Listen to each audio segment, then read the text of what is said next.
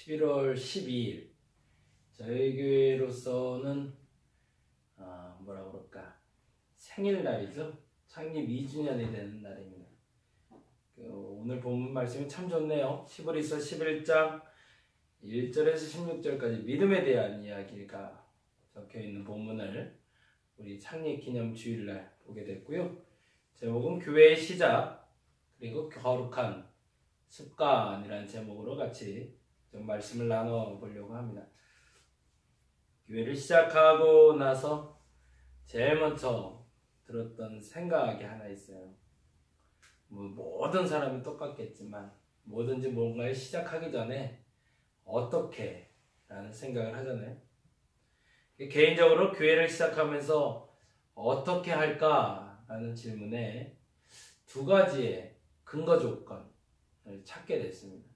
그 첫 번째는 멘토가 있었으면 좋겠다라는 거였고요. 그 무슨 말이냐면 아무것도 모르겠으니까 백지 상태에서 시작하는 이 일이 뭔가 좀 되도록 하기 위해서는 앞서간 선친이 있어야 되고 그 사람을 좀 쫓아가다 보면 뭔가 그래도 먼저 간 길이 있으니까 그 길의 발자취 덕분에 내가 좀 더 편하게 보다 정확히 말하자면 좀 분명하고 정확하게 갈 수 있지 않을까 라는 생각을 해봤습니다. 그래서 선친을 찾자, 멘토를 찾자, 흔적을 찾자가 첫째였습니다. 그리고서 소망을 가지고 그 멘토 두 분을 모셨는데 그 첫 번째 멘토는 바로 예수 그리스도입니다. 언제나 그렇듯 교회 시작은 그리스도여야 됩니다. 교회를 다닌 게 초등학교 1학년 때부터 지금 날짜로 따지면 벌써 35, 6년이 흘러간 거죠. 근데 그동안 과연 나는 얼마나 예수의 길을 쫓았는가를 되돌아보면 사실은 그렇지는 않았던 것 같고요. 근데 더 중요한 것은 그럼에도 불구하고 그 예수의 흔적을 찾아서 지금까지 왔고, 근데 문제는 한 30여 년 동안 성경이라는 걸 받고 예배도 드리고 기도도 하고 전도도 해봤는데 정작 그분이 밟았던 땅을 못 가본 게 저한테는 좀 아쉬움이었습니다. 그래서 그분이 밟았던 그 땅을 좀 밟아보고 싶다. 첫 번째 소망. 왜냐면 내 멘토가 걸었던 땅이니까. 그리고 두 번째 멘토를 모셔야겠다 생각했는데 그 두 번째 멘토는 바로 존 웨슬리 목사님이셨습니다. 왜냐하면 존 웨슬리 목사님은 감리교를 시작하신 목사님이고요. 저는 어떻게 하다 보니까 태어나면서부터는 아니지만 첫 발을 들이는 교회부터 지금까지 감리교 교인으로서 감리교에서 세례받은 자로서 감리교 목사로서 살고 있기 때문에 그렇습니다. 그런데 내 뿌리가 되는 건 결국엔 예수 그리스도와 존 웨슬리 목사님, 요한 웨슬리 목사님이니 이 두 분의 발자취를 좀 밟고 싶다가 소망이었어요. 근데 올해 제가 그 소망을 다 이루었습니다. 얼마나 감사한 건 몰라요. 그래서 올 2월에는 우리 예수님이 걸었던 땅 이스라엘, 예루살렘을 걸어보고 왔고요. 10월 마지막 주에는 영국에 가서 우리 요한 웨슬리 목사님이 만났던 그 땅, 그 흔적을 잠시나마 경험하고 왔습니다. 이를 위해서 수고하고 헌신해 주신 분들이 있어서 너무 감사했고 이 일을 계기로 어찌됐든 제가 교회를 시작하기로 했던 그 동기 그리고 그 방법에 대한 시발점이 드디어 그래도 첫 발을 디디지 않았나. 그리고 2년을 돌아보며 생각해 봤을 때 그 교회의 시작이 됐던 예수 그리스도 그분에 대해서 끊임없이 알고자 하는 바람 속에서 개척하는 첫 해에는 교회로 하여금 일어서게 하라는 출애굽기 40장 말씀을 시작으로 시작했다면 실질적인 시작이 되는 2016년에 한 해가 흘러가고 2017년 한 해 동안 우리는 음수사원 물을 마실 때는 그 그 물의 근원을 생각하라는 저 위에 써있는 현수막 글씨처럼 복음에 대해서 예수에 대해서 한번 고민하는 한 해를 한번 보내봤습니다. 그리고 내년엔 거룩한 습관에 대해서 다시 한번 좀 반복을 하려고 해요. 그래서 오늘은 그 얘기를 조금 하려고 합니다. 교회의 시작은 예수 그리스도, 그리고 교회의 시작과 더불어 우리가 해야 할 일은 거룩한 습관. 근데 이 두 부분이 만나고 있다는 거예요. 상충되고 있지 않고. 교회의 시작이 됐던 예수 그리스도에 대해서 제가 2월달에 성지 수련을 통해서 경험한 것처럼 요한 웨슬레 목사님은 이 교회가 시작된 다음에 이 거룩한 습관을 어떻게 만들어가야 했는지를 알려주신 분이기 때문입니다. 오늘 시브리서 11장 1절에서 16절까지 말씀은 사실은 그 얘기에 대한 시발점이 되기도 합니다. 교회의 시작은 예수 그리스도에 대한 믿음이다. 그리고 그 믿음의 증거는, 믿음은 바라는 것들의 실상이요 보이지 않는 것들의 증거이기에 선진들은 이로써 증거를 얻고 살아갔느라고 오늘 본문은 반드시 말하고 있습니다. 이 분명히 말하고 있는 이 믿음에 대해서 오늘 다시 한번 점검받고요. 그 믿음에 대해서는 계속 반복적으로 말씀드리고 있는 부분이라 오늘은 실제적인 부분 중에 거룩한 습관을 조금 더 구체화 이야기하고 매년 창립기념주일에는 제가 이 거룩한 습관에 대해서 계속 반복을 좀 하려고 합니다. 오늘은 작년 6월 12일이죠. 2016년 6월 12일 날 처음에 말씀드렸던 이 거룩한 습관에 대해서 영상 녹음을 하면서 처음 말씀드렸고요. 2017년에 창립기념주일에도 역시나 동일하게 이 말씀, 그리고 오늘이죠. 그리고 다음 해에도 동일하게 이 말씀을 좀 드리려고 합니다. 그래서 매년 저희 창립기념주일에는 거룩한 습관, 그 교회의 시작에 대해서 계속 반복해서 듣게 될 거라고 생각하시고 함께 따라와 주시면 감사하겠습니다. 왜냐하면 저에게 있어서 이것은 교회의 시작이며 또한 과정이며 도구이며 예수 그리스도께서 그리고 우리 요한 웨슬리 목사님께서 우리에게 알려주신 아주 귀중한 교회의 표준이기 때문에 그렇습니다. 제가 말하는 거룩한 습관이란 크게 네 가지를 얘기합니다. 예배, 기도, 말씀, 그리고 전도라는 네 가지의 기둥입니다. 우리가 신앙생활을 하며 흔들리는 가장 큰 이유는 기초가 없기 때문에 그렇습니다. 보다 정확히 말하면 기초는 있지만 기초가 든든하게 서 있지 않기 때문에 우리의 신앙은 흔들릴 수밖에 없습니다. 신앙을 검증받고 신앙을 새롭게 하고 신앙이 거듭나서 성숙하게 되기 위해서 필요한 조건이 있다면 아마도 그것은 기초를 바로 세우는 일입니다. 그 기초는 결국에 한순간에 세워지는 것이 아니라 반복적인 습관을 통해서 만들어질 수 있다는 걸 우리는 기억해야 됩니다. 그 습관이 세워지지 않는 한, 그 습관이 삶이 되지 않는 한 우리의 삶은 변하지 않을 겁니다. 저와 여러분에게 이 거룩한 습관이 세워지길 원합니다. 그 말은 무슨 말이냐면 이 거룩한 습관을 통해서 여러분이 거룩해지시라는 겁니다. 아주 단순한 겁니다. 어렵지 않습니다. 근데 습관되어 있지 않기 때문에 우리는 거룩하게 살지 못하는 겁니다. 이 거룩한 습관을 위해서 크게 네 가지를 기둥을 말하고 있는데 예배, 기도, 말씀, 복음 3페이지를 보실까요? 오늘은 또 페이지가 많아요. 이게 32페이지짜리예요. 한번 보세요. 예배자의 삶을 위해서 우리 감리교로서 매우 중요한 예배를 우리는 드리고 있습니다. 그 중에 특히 우리는 성만찬 예배를. 그래서 오늘도 이렇게 성만찬 예배를 준비를 했는데 동일하게 이제 앞에 나오셔서 추수감사절 장식되어 있는 곳에서 우리는 성만찬 예전을 진행하게 될 겁니다. 그런데 이 예배를 위해서 준비할 때 제게 있어서 우리 교회가 중요한 요소를 갖게 되었는데 그럼 매주 성만찬을 하자는 겁니다. 그래서 주일 예배의 이름을 주일 오감 예배라고 정했습니다. 따라와 주시면 됩니다. 3페이지를 펴시고 보시면 되고요. 그래서 오감 예배라는 건 무슨 말이냐면 성만찬 예배를 지칭하는 말이기도 하지만 또 하나의 중요한 얘기는 우리의 5가지 감각을 통해서 예수 그리스도를 하나님을 경험하자는 얘기입니다. 눈으로 보고 귀로 듣고 입으로 말하고 입으로 맛보고 코로 냄새 맡고 그리고 우리 손으로 만지는 이 5가지의 감각을 통해서 예수 그리스도를 경험하는 예배, 이 예배를 만들고 싶은 것이 주일 오감 예배의 시작입니다.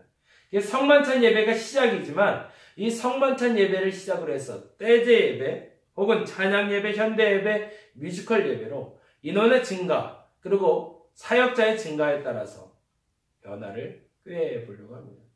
우리의 5가지 감각을 통해서 이 주일날은 마음껏 예배할 수 있기를 간절히 바랍니다. 또 하나는 새벽 예배를 저는 주창하고 싶습니다. 그것은 매일의 습관을 위해서입니다. 그래서 우리의 본문은 매년 시작하는 1월 1일부터 12월 31일까지 이어지는 본문을 봅니다. 그래서 새벽 예배 보는 본문과 주일 예배 본문이 만나고 있죠. 이건 출애굽기에 나오고 있는 이야기하고 만나고 있는 좀 이따 말씀 부분에서 다시 한번 말씀드릴 겁니다.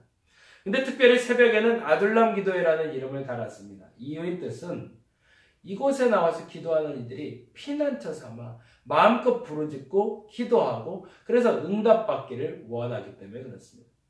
우리 예배의 특징 그리고 의미를 여러분이 잘 새기시기 바랍니다. 주일 오감 예배는 성만찬 예배를 말합니다. 그리고 이 성만찬 예배를 통해서 5가지 감각을 깨우고 이 5가지 감각을 깨어나서 이후에는 떼제, 찬양, 뮤지컬 예배, 드라마 예배 등등의 다양한 5가지 감각을 마음껏 깨울 수 있는 예배로 확대될 것이다. 그래서 우리 다림목교회의 비전입니다. 새벽 아둘람 기도회는 부르짖는 기도회가 될 겁니다. 그래서 와서 기도하는 사람마다 응답받는 기도회가 되기를 기대하고 모이고자 합니다. 사방에서 사람들이 몰려와서 기도하고 그 기도가 응답되어 피난처가 되시는 예수 그리스도를 만나고 그들의 영이 회복되고 화해되고 일치되는 예배, 그 예배가 새벽 아둘람 기도회가 될 겁니다.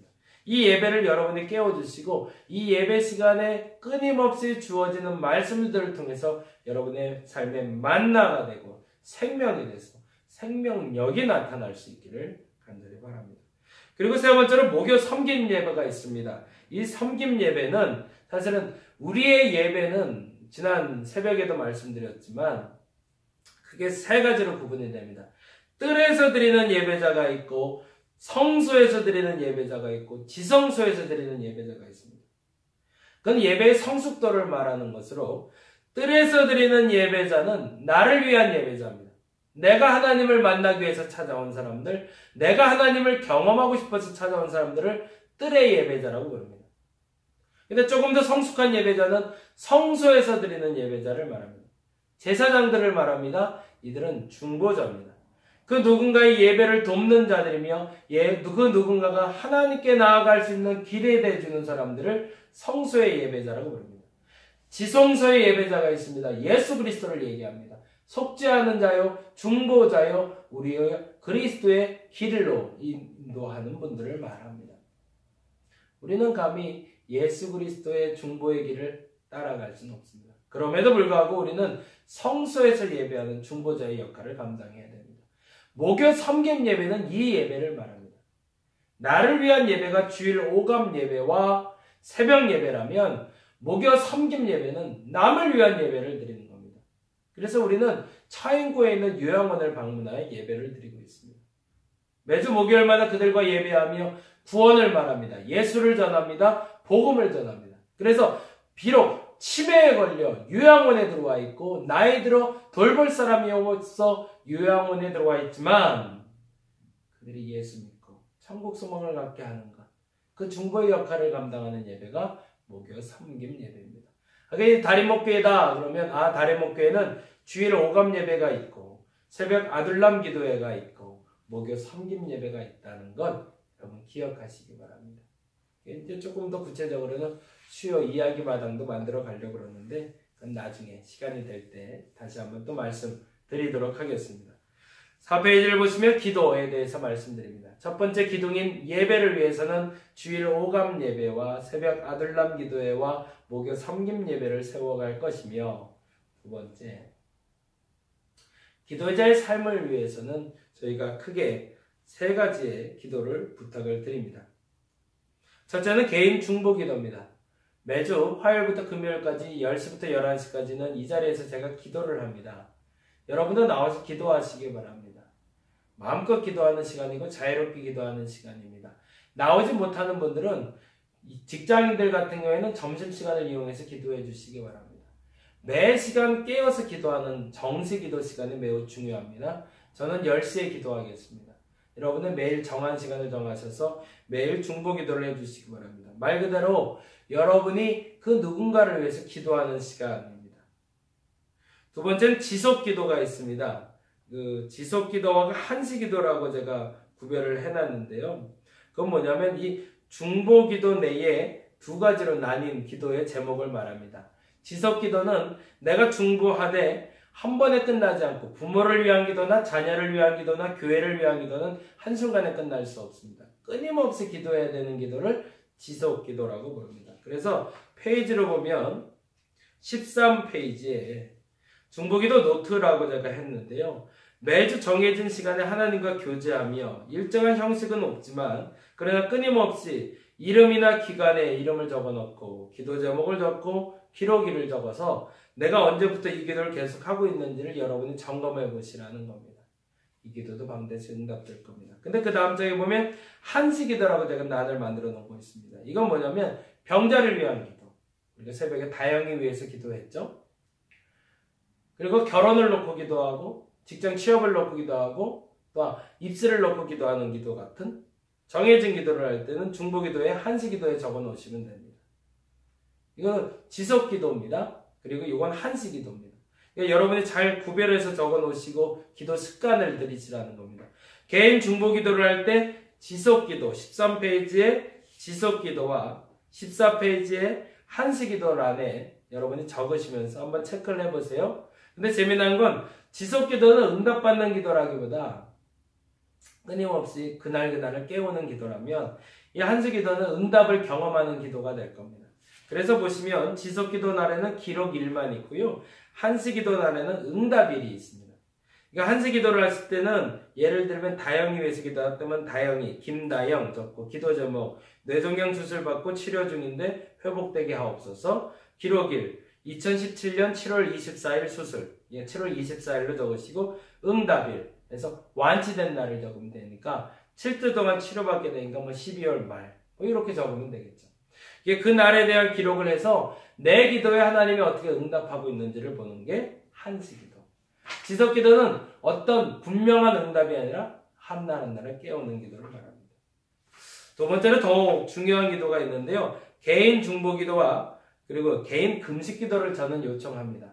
중보기도는 끊임없이 나를 깨우는 기도뿐만 아니라 그 누군가를 지속적으로 한시적으로 기도하는 걸 말한다면 개인 금식기도는 선교를 위한 기도를 말합니다. 이건 유한 웨슬리 목사님이 하셨던 금식기도로 교도소를 방문하고 병약 환자들을 방문해서 그들을 위로하고 치유하는 일을 하셨던 그분의 사역을 동참해 보는 겁니다.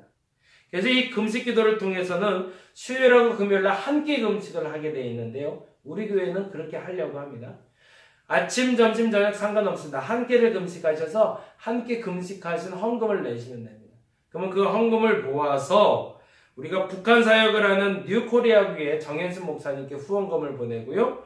그리고 이정정 사모님이 하시는 예수자랑 선교회 홀사마 운동에 저희가 헌금을 보내고 있습니다. 정현수 목사님께 보내는 사역은 탈북자들을 위한 사역 헌금으로 사용되게 될 것이며 뉴코리아 교회에 보낸 헌금은 그렇게 사용되고 이정정 사모님께 보내는 홀사마 사역을 위해서는 장학금으로 마련되게 될 겁니다. 이 사역을 위해서 여러분 기도하고 오늘 처음 들은 분들은 수요일부터 금요일 중에 수요일 금요일 한 끼씩 좀 금식하셔서 5,000원도 좋고 만원도 좋고 3,000원도 좋고 1,000원도 좋습니다. 한 끼 금식한 비용만큼 여러분이 헌금하시면 됩니다. 그리고 개인 손기도가 있습니다. 그거는 아까 말했던 적는 기도를 말하는 거고요. 6페이지 보시면 거룩한 독서라고 해서 말씀 묵상이 되어 있습니다. 저는 성경 일독을 여러분에게 주장합니다. 그래서 1월 1일부터 12월 31일까지 올해는요 신약을 통독했지만 내년엔 구약을 통독할 겁니다. 그리고 매년 반복해서 이렇게 통독 운동을 하려고 합니다. 이것이 익숙해지시면 여러분 스스로 통독 운동에 참여해 주시고 성경을 한 2달에 한 번 정도는 보는 습관을 우리가 들였으면 좋겠고요. 말씀 묵상은 제가 SNS로 카톡과 밴드와 그리고 페이스북과 카카오 스토리를 통해서 매일 계속 올리고 있습니다. 여러분 같이 동행해 주시면 좋겠습니다. 다독 훈련과 묵상 훈련이 너무 필요하기 때문에 그렇습니다. 무엇보다 중요하게 여기는 게 전도입니다. 저는 우리 교회가 한 50명이 모일 때까지는 계속 이 전도에 대해서만 강조하려고 합니다. 물론 예배, 말씀, 기도 세 가지도 항상 강조할 겁니다. 그러나 그들 중에 먼저 전도에 대해서 계속 강조하려고 합니다. 그래서 우리가 50명이 채워지면 그 다음부터는 기도에 대해서 강조를 하려고 합니다. 전도는 지역 노방전도와 그리고 우리가 아파트 전도 크게 두 가지로 나눠서 하고 있는데요. 전도용품도 마련되어 있습니다. 저 뒤에 보시면 있는데 여러분이 참고하셔서 필요한 만큼 갖다 주시면 되고요. 참고로 봄부터 가을까지는 물티슈를 그리고 견과류를 상시 전도용품으로 놔둘 것이고 겨울이 되면 물티슈가 얼어요. 그래서 물티슈는 안 쓰고요. 핫팩하고 견과류를 사용할 겁니다. 그리고 견과류와 병행해서 겨울 한철에는 우리가 쓰레기 봉지를 같이 사용합니다. 쓰레기 봉지와 핫팩을 전도 용지를 사용해 주시고요. 봄, 가을, 그리고 여름까지는 물티슈와 견과류를 사용해 주시면 되겠습니다. 신창 아파트 전도와 그리고 지역 노방 전도 방법에 대해서 7페이지와 8페이지에 기록되어 있습니다. 여러분 보시면서 참고하시면 되고요. 무엇보다 중요한 건 요한 웨슬리 목사님이 살았던 거룩한 습관 운동에 더 중요한 자발적 가난 운동에 대해서 9페이지에 기록되어 있습니다. 한번 보시고 같이 점검해 보시면서 한국 교회가 나아갈 길이기도 하지만 우리 다림목 교회가 나아갈 방향에 대해서 여러분이 점검해 보시고 이 믿음을 세워갈 수 있는 저와 여러분이 되기를 간절히 바랍니다. 무엇보다 예배가 세워져야 됩니다. 다시 한번 점검할게요. 주일 오감 예배입니다. 새벽 아들람 기도회 그리고 목요 섬김 예배에 동참해 주시기 바랍니다. 기도 운동을 시작해 주시기 바랍니다. 지속적으로 기도하셔야 됩니다. 또 아까 말한 대로 금식 기도에 동참해 주시기 바랍니다. 중요한 건 말씀입니다. 다독하셔야 됩니다. 그리고 매일 묵상하셔야 됩니다. 습관 들이시라는 겁니다. 전도해야 됩니다. 언제요? 매일 해야 됩니다. 노방전도 시작하시기 바랍니다. 그리고 아파트 전도에도 동참해 주시기 바랍니다. 올해는 잘 못했는데 내년에는 상시 매달 첫째 주에는 신창 아파트 전도를 반복적으로 하려고 합니다.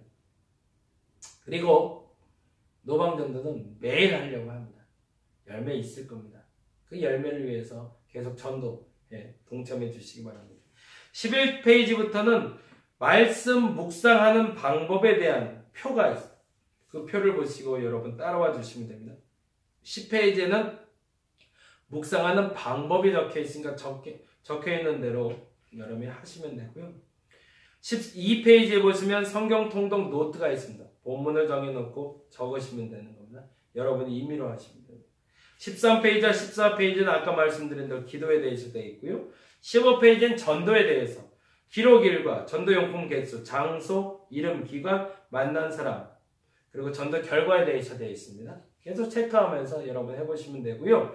나눠드린 것을 16페이지에서 이제 잘한 점 평가하시면 됩니다. 주일 오감 예배에 대한 자료를 17페이지에 넣어놨습니다. 성만찬에 대한 예고요. 그리고 22페이지에 오감 예배 개방형 성찬 예식에 대해서 제가 적어놨고요. 24페이지에는 지역 섬김에 대해서 오감 예배뿐만 아니라 우리가 자발적 가난 운동을 왜 해야 되는지에 대해서 적어놨고요. 그리고 27페이지는 새벽 기도와 통성 기도에 대해서 적어놨습니다. 한번 보시면 도움이 될 겁니다. 그리고 마지막으로 31페이지에는 존 웨슬리 목사님이 어떻게 이 습관을 만들기 위해서 자기 개발을 해왔는지 필수 점검 질문들이 있습니다. 점검해 보시면 좋겠습니다. 오늘 주보에 다 삽지로 넣어놨으니까요. 여러분 보시고 체크하시고요. 요번 주 한번 시작해 보시고 요번 주부터 다시 시작하셔서 제가 이거를 많이 만들어 놨습니다. 매주 가져가셔서 일주일에 한 번씩 체크하시기 바랍니다. 앞서 말씀드린 대로 기초가 바로 서야 발전이 있는 겁니다. 기초가 바로 서야 성숙이 있는 겁니다. 기초 없이 성숙 없고 기초 없이 발전 없고 기초 없이 얻어지는 거 없습니다. 기반을 세우는 게 제일 중요합니다. 우리 다리목교회에서는 이 운동을 계속 벌이려고 합니다. 기초를 세워야 됩니다. 기반이 든든해야 됩니다. 거룩한 습관 세우셔서 우리 다리목교회가 성숙한 교회 되기를 원합니다. 발전하는 교회 되기 원합니다. 그 뭔가를 좀 이루어가는 교회 되기 원합니다. 믿음의 선친들이 믿음을 바라는 것들의 실상과 보이지 않는 것들의 증거로 여겨 그 증거로서 그 모든 일들이